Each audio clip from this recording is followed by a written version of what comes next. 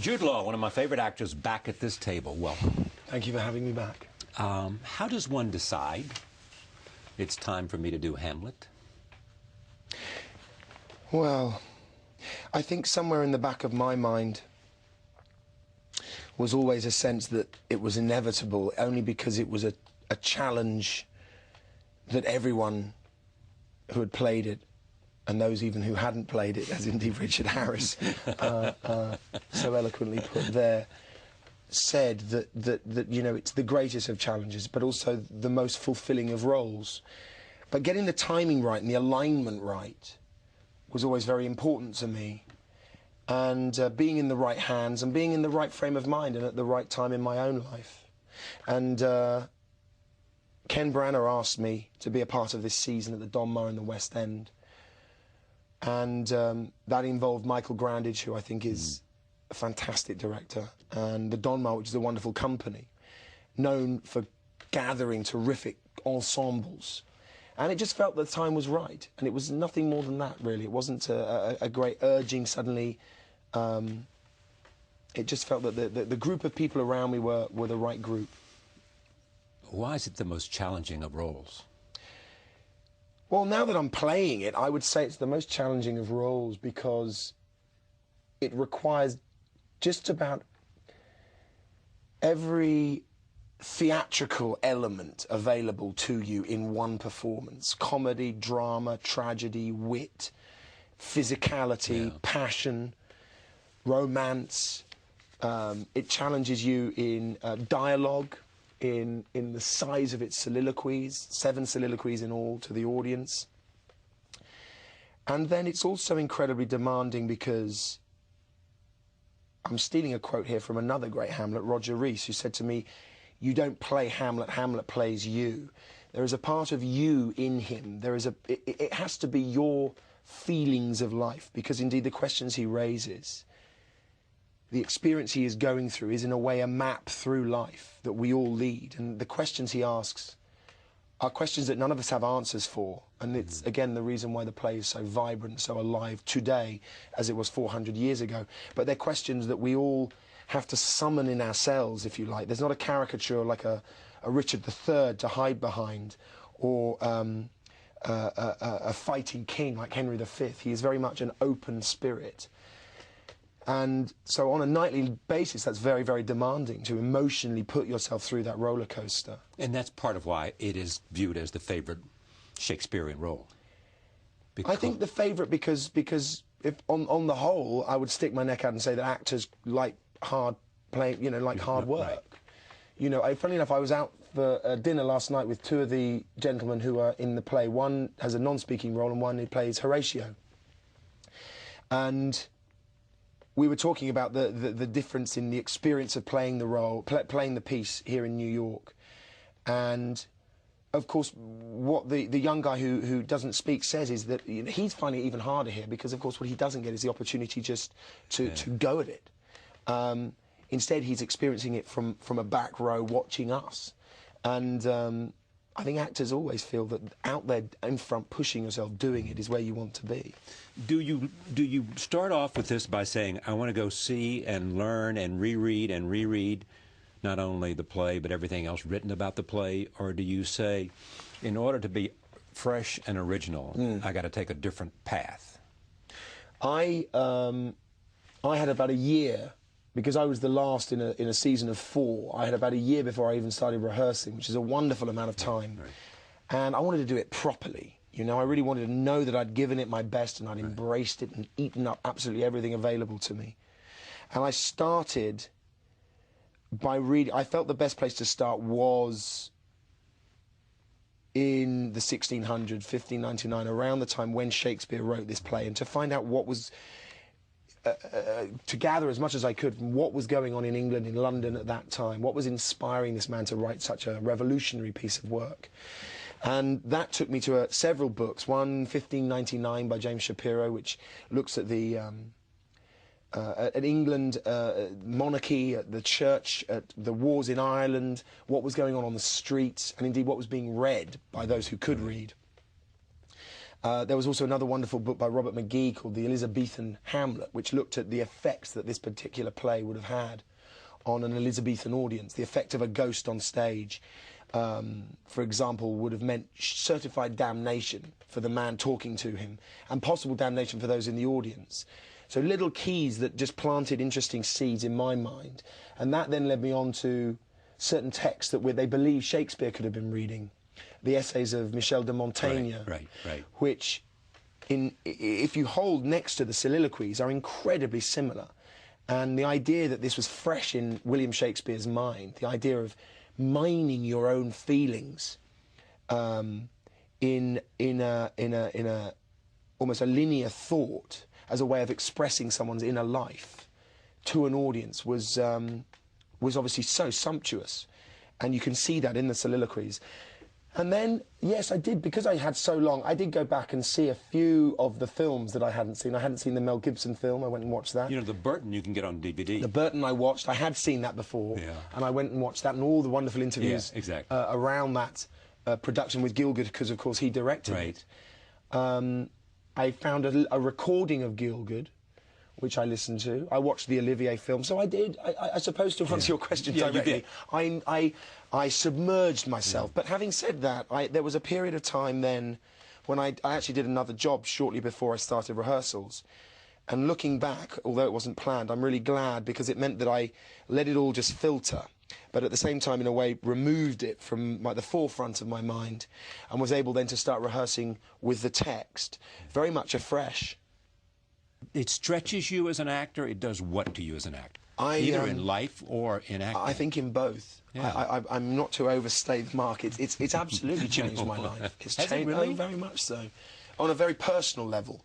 On a personal level, both as an actor and on a personal level as me, as a person. How has it changed you as a person? I think the daily demand to summon up a sense of pain, a sense of longing, a sense of hope, a sense of belief in the world, in its beauty, and also in its tragedy, in its demise. All that is summoned up in this exquisite poetry, of which is there only as a map, really, to emotionally allow yourself to follow, has to be imbued with a real heart. And so I've gone through extraordinary journeys in my dressing room nightly with music and photographs and all sorts of things to keep that fresh and alive. And it's painful stuff, but it's also stuff that, as we all know, when you experience heightened emotions, they make you feel alive, and they reaffirm a sense of self, whether it's a love of a parent or a love of a child or whatever it is. All those things are very alive in you. Which is part of the reason that a lot of people have said that when they read Hamlet, they feel like Shakespeare was speaking to them.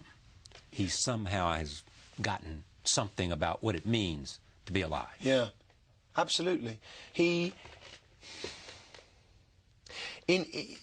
Through a series of questions, he somehow affirms what it is to be alive. It's a very unusual equation in a way, because Hamlet questions and questions and questions, but I suppose you could say that those questions are what keep us all interested, and what keep us on the edge of our seats in life itself.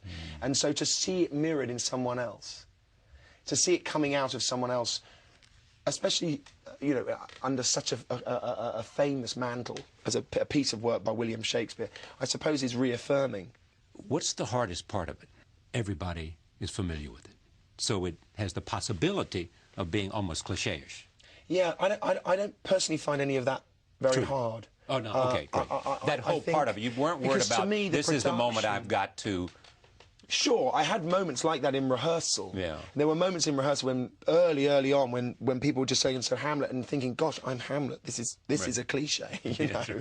Right. And indeed, several of the lines in the famous soliloquies trip you up early on. But Michael has created a wonderful production, and in that production, in that world that exists for 3 hours, 10 minutes every night, I am Hamlet in that world. And the journey I follow is very clear to me. what I have to do. And what better ways to express that journey than through these extraordinary lines, the likes of which we haven't surpassed in 400 years. There is no better way of saying to live or to die, to be or not to be. There is no better way of It stood the test of time. Yeah, it stood the test of time. What I found hard is the simple, or rather not so simple, physical application every night. I mean, and being mentally alert to be able to change on a line with absolute conviction. It's very, very physically People demanding. have written about it, not because it's been reviewed here, but it's been reviewed in London. Yes. Talk about the physicality of your own performance, in a sense, how well you move across the stage. Was that thought into that? I mean, is that something that you and the director sort of... No, it wasn't fun enough. People do talk or ask a lot about that, and whether Exactly. I took classes and whether it was something Yes, I exactly. decided to Exactly, right. imbue To him emphasize, to give as, you know, a special yeah, kind of it's not. punctuation It to. was just a sort of evolution out of the rehearsal process. What I knew I didn't want him to be a brooding, morose, introverted, stagnant sort of figure. I wanted him to have great life, and I wanted these beautiful words and these thoughts and passions, be they dark or light, to have an energy to them. I wanted you to feel his thoughts. And so I think that's what started to happen physically. How do you get to the point where you are Hamlet? I had this discussion with Michael early on, and to go back to this idea, which I really don't underestimate, that Hamlet is not a character of sorts. He is the character within the story, but I have to be him. Right, exactly. I really have tried to play it afresh every night. Now there is a very strong blueprint of where and what we have to do. I'm not there to frighten other actors or right. you know, pull rabbits out of hats or anything, but it's gotten enough elbow room to really allow me to experiment nightly and to allow the emotional thread to follow, to lead me. So I can literally follow my nose emotionally, and that's really allowed me to, I feel, open myself up to him. And I was always a little overwhelmed early on when you stand at the foot of the mountain that is the part and put yourself at the end of it. If you start to think of where you have to get to at the end of the evening, it's overwhelming, because it's such a long journey. What you have to do, and it's interesting because this ultimately comes out in the play and in the part, is play it by the scene by scene, line by line, and Shakespeare helps you to each moment. Every time a new character comes on, his energy changes. He carries an energy from one and puts it to another, in the same way that he'll take lines from characters and use them against them in another scene. And it's almost like a momentum that builds up, and before you know it, you are 3 hours in, and you are at a moment where he himself then says, the readiness is all. Let the be. readiness is all. And to me, it was the greatest discovery I had in the part, because so much is made of the early part of Hamlet, when he's questioning, and he's in this sort of Gordian knot of self-analysis. And a lot isn't said of that particular speech, which to me is the most beautiful, where he talks of the providence of the fall of a sparrow. If it be now, 'tis not to come. If it be not to come, 'til will be now. If it be not now, yet it will come. The readiness is all. And it's this sense of incredible, beautiful, it really is. existential clarity. And he adds it up, he surmises it by saying, let be. And in that moment, to me, there's a man who's incredibly open to anything and everything that is thrown at him, including death. Mastering Elizabethan, how do you do it? Well, there are sort of several sides to it, I suppose. There are always elements and words that make absolutely no sense. Yeah. And you have to be in a company, I believe, and I was lucky enough to be in a company where there was no such thing as a stupid question. Everyone was allowed to have, you know, what does a bodkin mean? Or that's right. What is a fardel? That's the rule at this table. Yeah, it has to be so, right? And then you can begin learning. Exactly.